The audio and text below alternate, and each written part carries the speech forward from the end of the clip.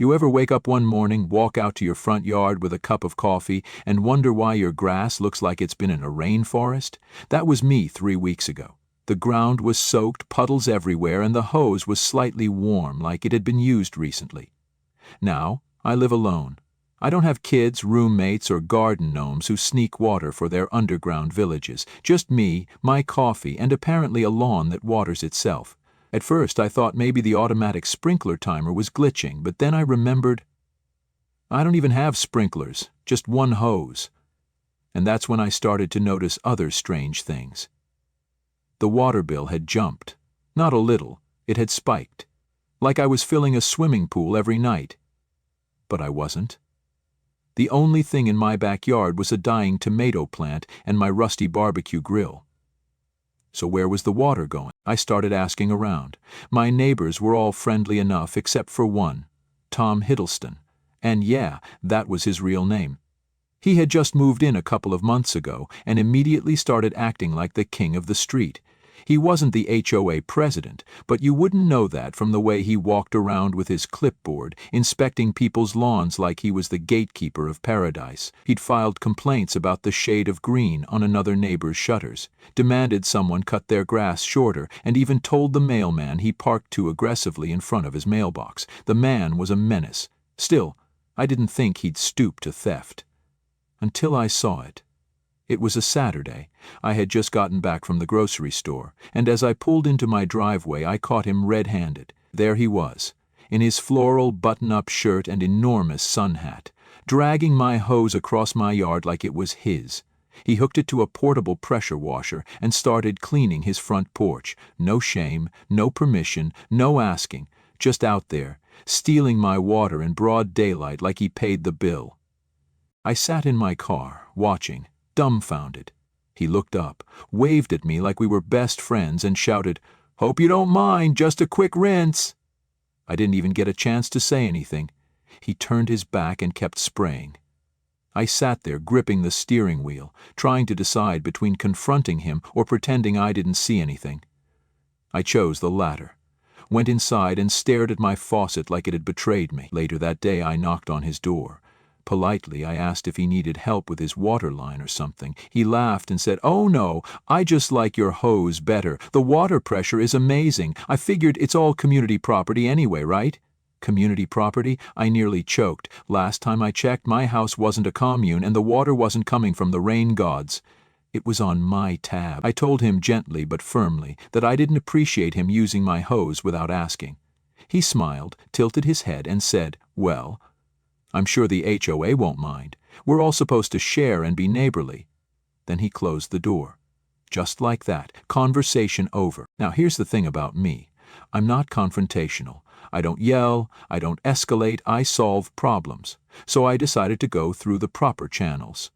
I emailed the HOA with pictures, explained the situation, attached my water bill, and asked for clarification on this so-called community property policy.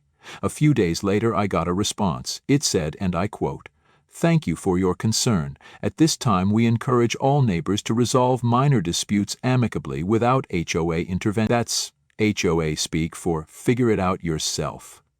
So I tried again. I bought a lock for the hose. Simple enough. Tom couldn't use what he couldn't access. Problem solved. Right. Wrong. The next morning the lock was gone. Not unlocked, gone. Clean cut through. Someone had used bolt cutters on my hose lock. I stood there staring at the sliced metal like I was at a crime scene. I even looked for fingerprints, not that I'd know what to do with them. But in my gut I knew exactly who had done it, and sure enough, across the street Tom was out there again, using the hose, washing his SUV like he was in a car commercial, water flying everywhere like it was free, like it wasn't coming out of my wallet. I confronted him again, this time a little less friendly. I asked about the lock. He said, "Oh, that thing? It was a safety hazard. Someone could trip. I took care of it." Then he smiled, flipped his hair, and went back to scrubbing his tires. I couldn't believe it. I walked back inside, sat down, and stared at the wall for 10 minutes straight. The HOA wouldn't help. Tom was untouchable, and I was now financing his spa treatments for his house and car. That's when I got the idea to install a camera, not a big one, just a tiny motion-activated security cam tucked under the gutter near the spigot. If I couldn't stop him, maybe I could at least document him. Maybe then the HOA would take me seriously. Or maybe, just maybe, I'd catch something so egregious that the internet would take care of him for me. Because if there's one thing people online love, it's an entitled thief caught in 4K. 2 days later, I had the footage. Crystal clear. Tom creeping into my yard like a cartoon villain, dragging the hose away with the same smug grin he wore every day. And the cherry on top? He used it to water his plants, fill up a kiddie pool, and then wash his dog, all before I even woke up. It was a full Tom Hiddleston production, and I had every second recorded. I posted a clip to a local neighborhood forum under the title, "Neighbor Steals My Water Every Morning." The video exploded. People were outraged. Some laughed, some offered advice. One guy even sent me a link to a motion-tingered sprinkler that would spray intruders. But the best part? Tom saw it. I knew he saw it because the next morning he knocked on my door. No sun hat, no smile, just rage. He told me I was violating his privacy, threatening his reputation, and creating a hostile environment. I told him he was violating my property, stealing my water, and creating a financial burden. He huffed, crossed his arms, and said the dumbest thing I've ever heard. Do something about it. I dare you. And that, right there, was the moment everything changed. That dare lit a fire in me I didn't even know I had, because I was going to do something about it, something he would never see coming, something he would never forget. If Tom wanted water, oh, he was going to get it.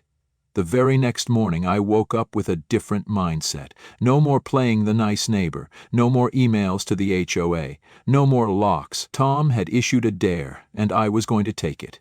But revenge needs planning, and I wasn't about to go in unprepared. First, I wanted to see how far he'd really go. Was he only using the hose when I wasn't home?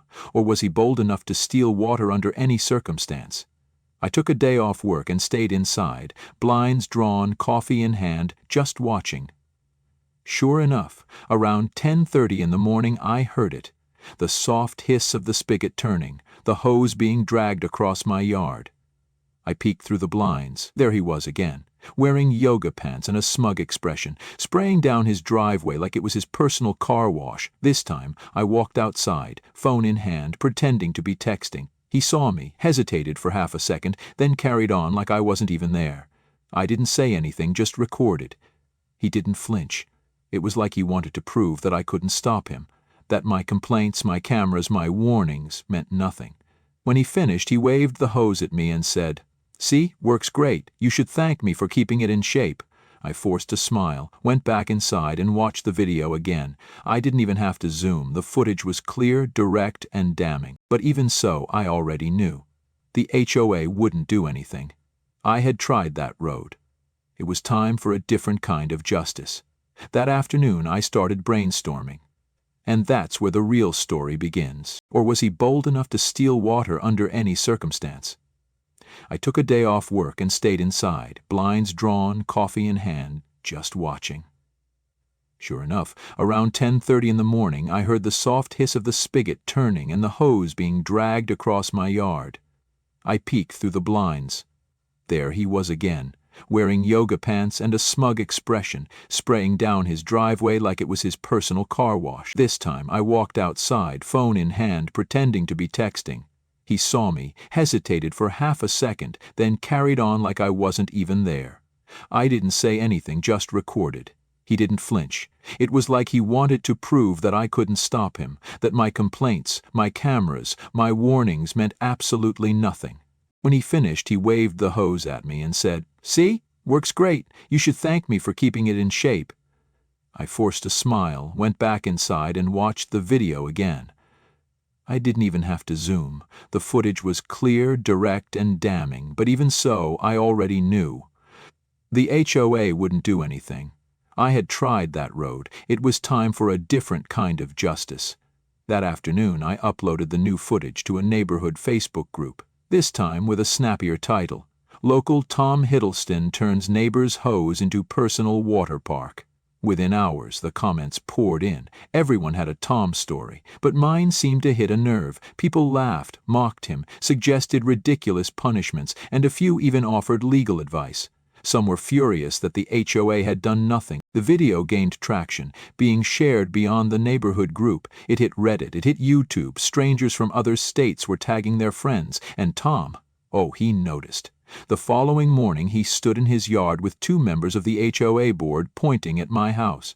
I watched from the window as he acted like he was the victim. I saw him gesturing dramatically, even pretending to wipe a tear. A few hours later, I got a letter slipped into my mailbox, a formal warning from the HOA for unauthorized surveillance and hostile behavior toward a fellow resident. I almost laughed. Hostile behavior? I hadn't even raised my voice. They were more upset about me recording his theft than about the theft itself. So that was it.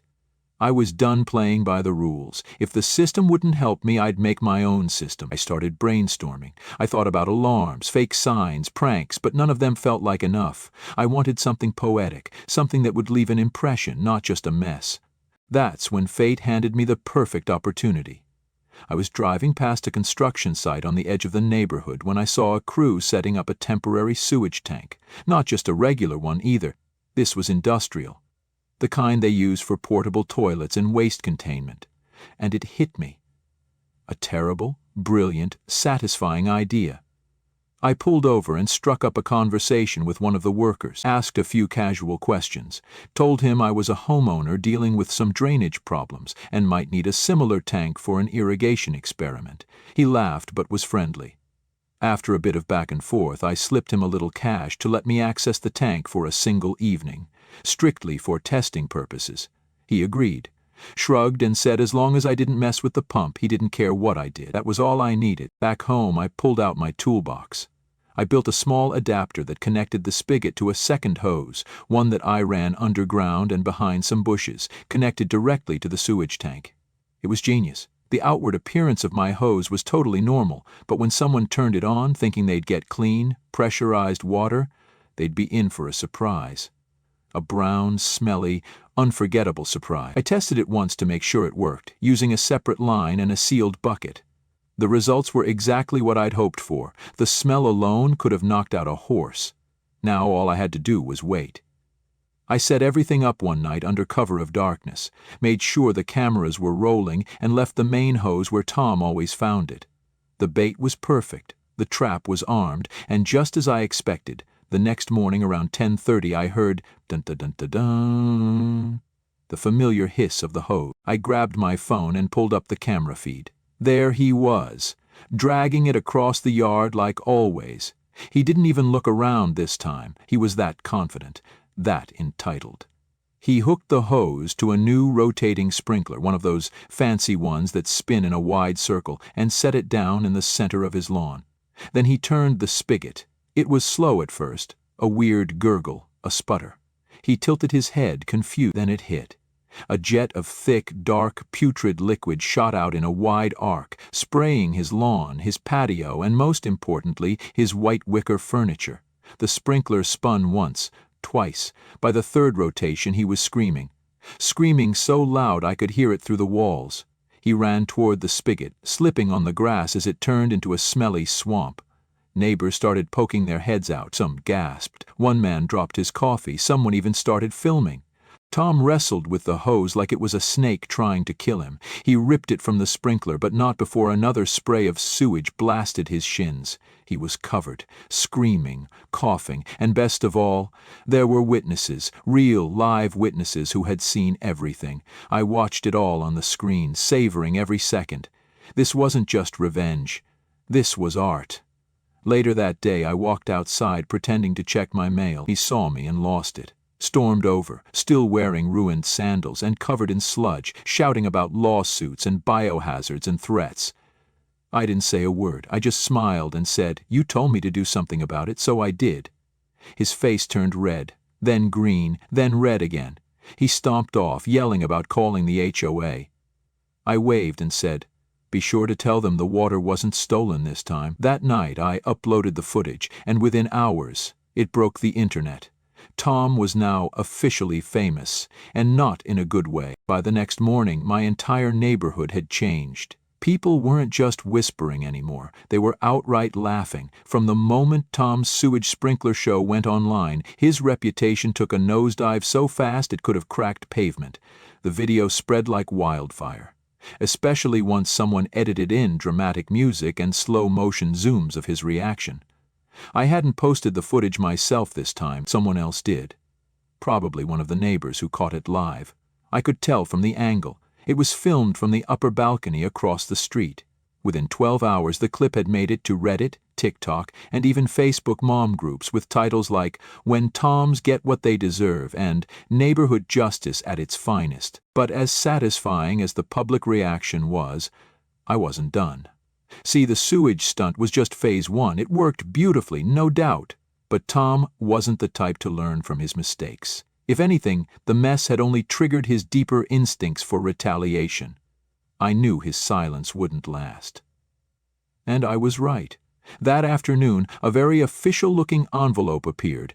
At my door, inside was a letter printed in all caps, filled with legal buzzwords and empty threats. He accused me of intentional sabotage, personal endangerment, and biological assault. He even claimed his dog got sick from the incident, though I had clear video of the animal nowhere near the spray zone. I almost felt bad for his lawyer, if he actually hired one, because anyone who read the full story would have laughed him right out of the office. But I took the letter seriously in one way. It confirmed what I already knew. Tom Hiddleston wasn't going to stop. So I started planning. Phase 2, not another prank, something smarter, something permanent, the ultimate shutdown. First, I doubled down on my camera system. I added another 2 motion-sensing cams around the side of the house and one right above the hose, hidden inside a fake birdhouse.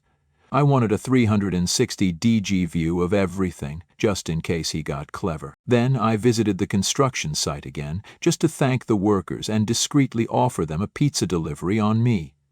Keeping them happy meant keeping access to the sewage tank just a little longer. They thought I was testing fertilizer flows. I didn't correct them. At home, I upgraded the hose rig. The first version had been manually routed and required careful timing. This time, I added a remote switch inside my garage. It controlled a valve splitter that could switch between regular water flow and the sewage tank line. It was seamless, smooth, and hidden underground with a fresh cover of grass. It was overkill, but I wasn't taking chances. If Tom dared to use it again, he'd never know which kind of water he was getting. It was like Russian roulette, but with hoses. But then something happened I didn't expect. Tom vanished. Not entirely. He still lived across the street. But he didn't leave his house for 2 days straight. His curtains stayed drawn. His car unmoved. His yard untouched. No hose theft, no yelling, no clipboard patrol. It was unsettling, like the calm before a hurricane. And sure enough, on day 3, it hit. A notice from the HOA arrived at my door. This one wasn't a warning, it was a fine, a real one. It stated that I had violated community health protocols and intentionally created a hazardous environment for a fellow resident. The amount, $600. I stared at the paper in disbelief. I called the HOA office, demanded an explanation, and got passed around between 3 different board members. Finally, someone admitted that Tom had filed a photographic evidence and 2 supposed witnesses who claimed I had threatened him with a chemical attack. I couldn't even laugh. It was just too absurd. I offered to show them the full camera footage, timestamps, and even documentation from the construction site showing that the hose was accessed solely from my property. They said they'd review it in the next board meeting. That meeting, by the way, was scheduled for the following month. It was a setup. Tom knew exactly how the HOA worked, slow, bureaucratic, and easily manipulated. He was using the system like his personal shield, but he made one mistake. He assumed I would let it go, that I'd either pay the fine or wait quietly for my name to be cleared. He didn't know that while he was hiding behind paperwork, I was already digging deeper. Over the next few days, I did some research.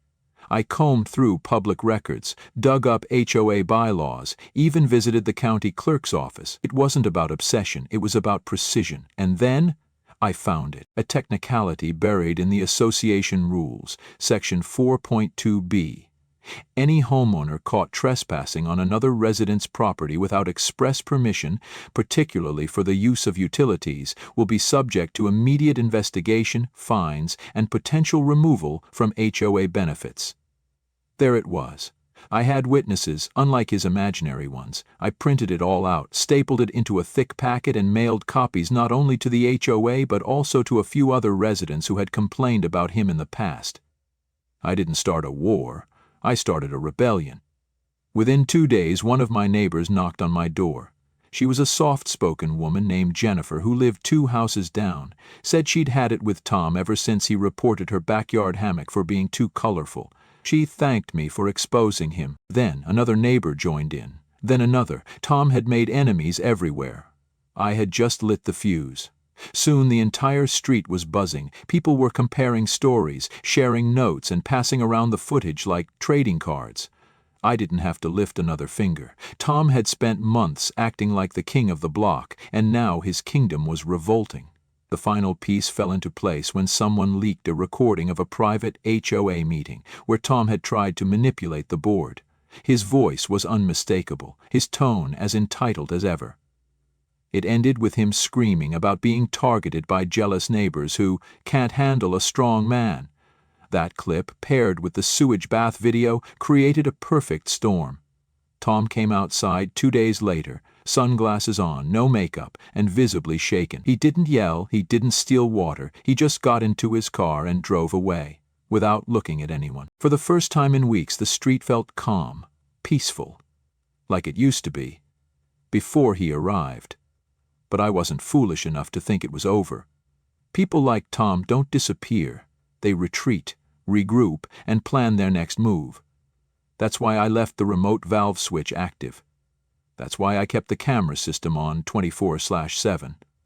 If he ever decided to try me again, I'd be ready. Because this wasn't just about water anymore. This was about boundaries. And Tom Hiddleston had finally learned that mine came with consequences. 3 days passed in a kind of eerie silence. Tom's house sat still like it was under quarantine. No cars in the driveway, no patio music, no garden hose snaking across my lawn like a thief in the night. It almost felt too quiet, like a trap. I knew Tom well enough by now to understand. He wasn't just licking his wounds and moving on. He was the kind of person who didn't back down, not because he was brave, but because he couldn't stand losing control. And after that sewage sprinkler incident, he had lost it all. His dignity, his spotless patio, and his reign as king of the cul-de-sac. So, when I heard the knock on my door just after noon, I didn't even flinch. I already knew it would be him. What I didn't expect was for him to bring backup.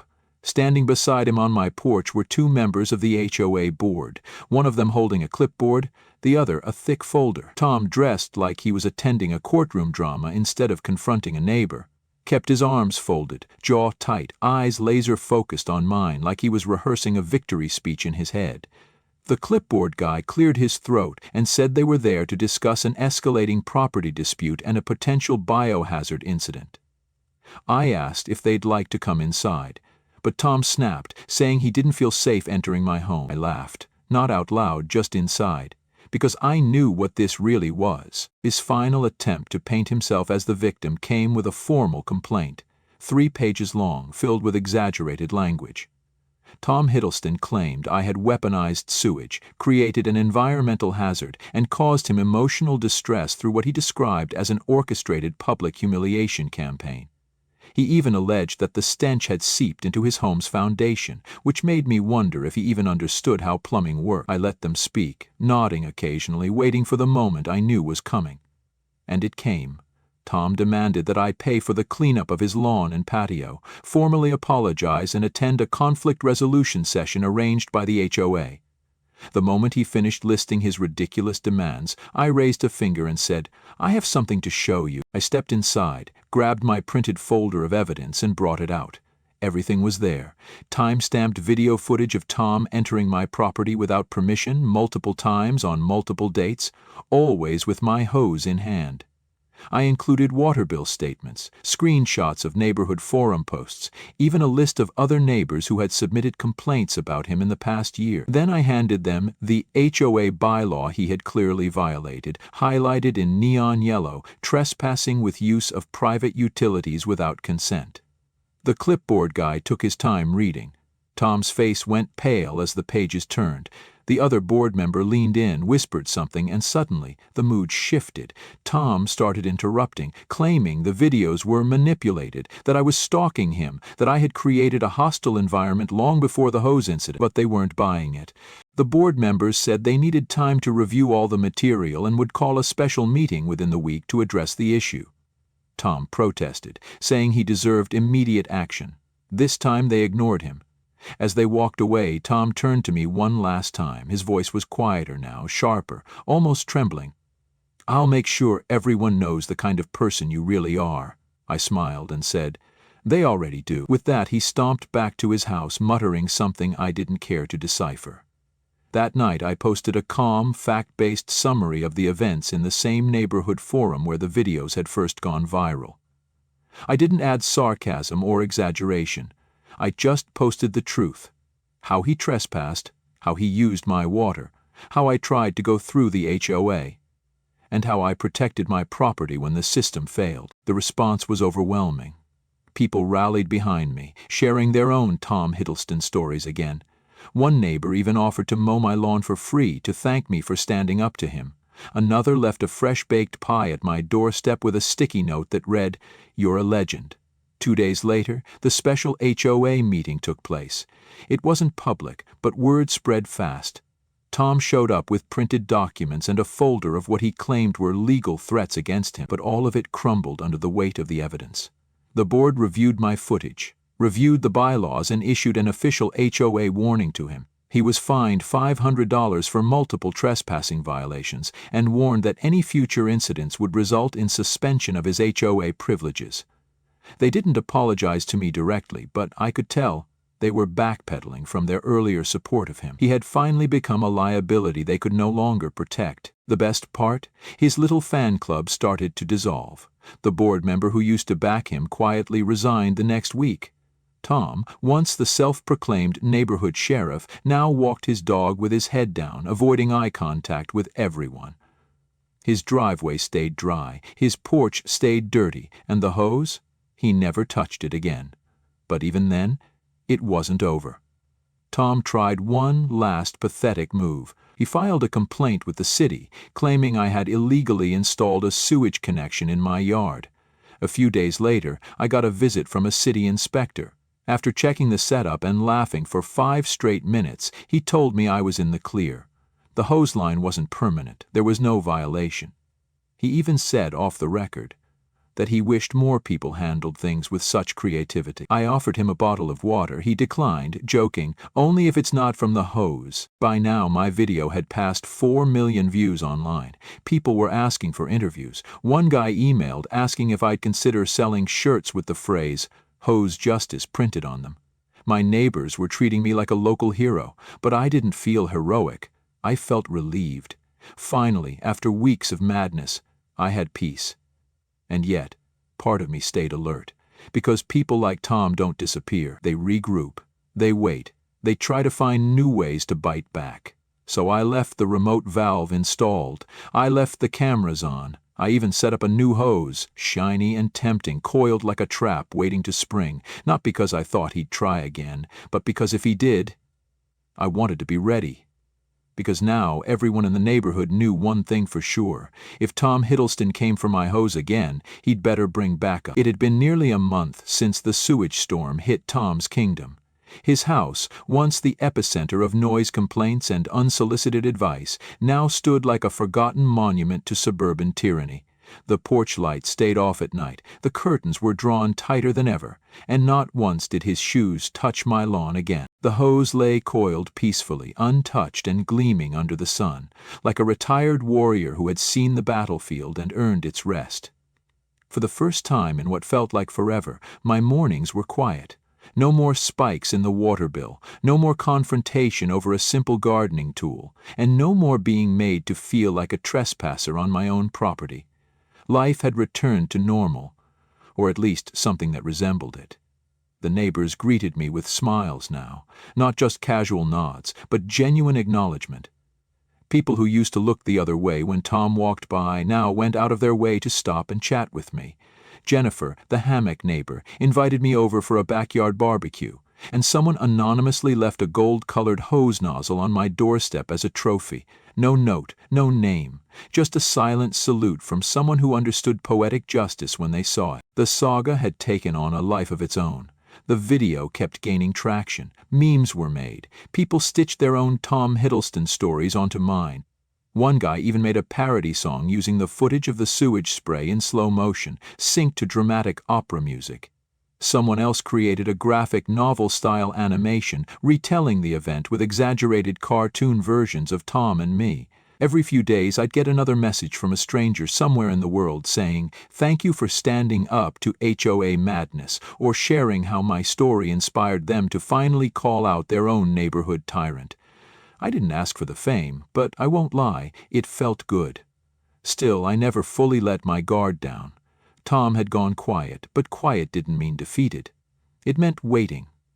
One evening, just after sunset, I found an envelope slipped under my front door.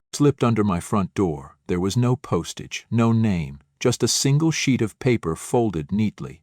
Inside was a handwritten note that read, "You may have won this time, but this neighborhood won't be yours forever.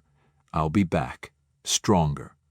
The handwriting was unmistakable. It was the same angry cursive I'd seen on every HOA complaint form Tom Hiddleston ever submitted. I laughed, not because I found it funny, but because it was exactly the kind of thing he'd do. Dramatic, vague, and completely ineffective. The next day, a moving truck appeared in front of his house. No warning, no goodbye, just workers packing up his potted plants, his outdoor furniture, and that god-awful pink flamingo he used to keep by the mailbox. He didn't say a word to anyone. He simply vanished. His house was listed for sale by the end of the week, and within days a young couple with a toddler bought it and moved in. They introduced themselves the very first day, brought cookies, and asked politely if it was okay to use their own hose hookup. I nearly cried from the normalcy. But the story didn't end there. A week later, I got an email from a guy named Laura. He lived in another HOA across town and had somehow ended up with Tom Hiddleston as his new neighbor. Apparently, Tom wasted no time settling back into his old habits. First, it was complaints about someone's wind chimes being too loud, then about a cat that dared to walk across his front steps, and finally, wait for it, he was seen dragging a neighbor's hose across the yard to wash his car. Laura found me through the viral video and asked if I had any tips on how to handle him. I told him everything. I sent him the setup plans for the valve system, recommended the camera brands I used, and even included a document I'd made called the Tom Hiddleston Defense Protocol. He replied with 3 words, "This means war."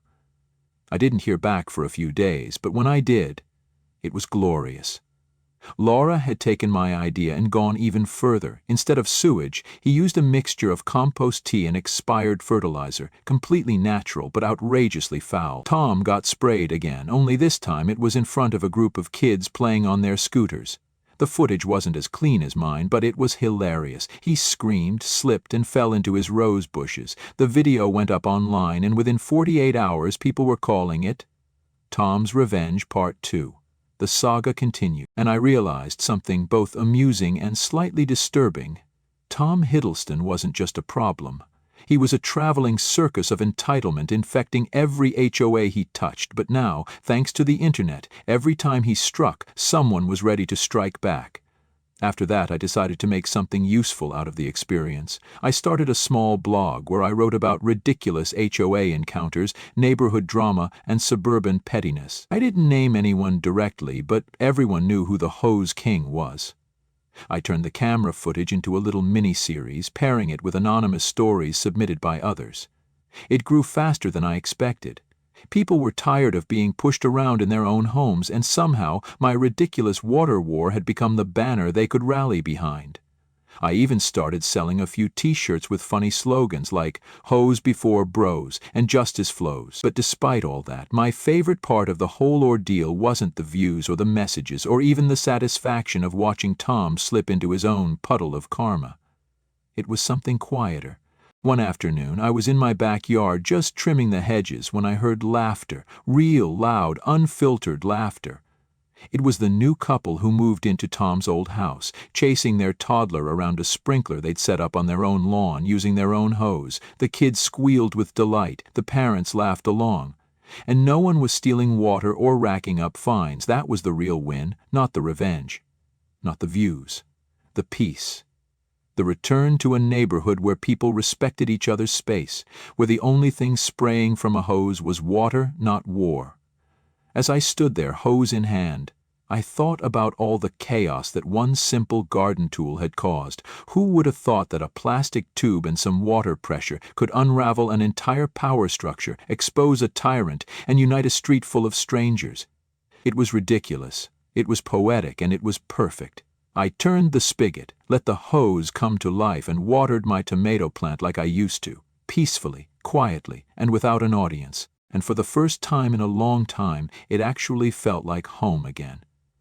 Ever had something stolen from you so boldly, so repeatedly, that you had no choice but to fight back, not with fists, but with wit? That's what happened to me when my neighbor, Tom Hiddleston, decided my water hose was community property. He trespassed, racked up my bill, and treated my lawn like his personal car wash. But I didn't yell, I didn't scream. I documented, I strategized, and when the system failed me, I built my own kind of justice. One he'd never forget.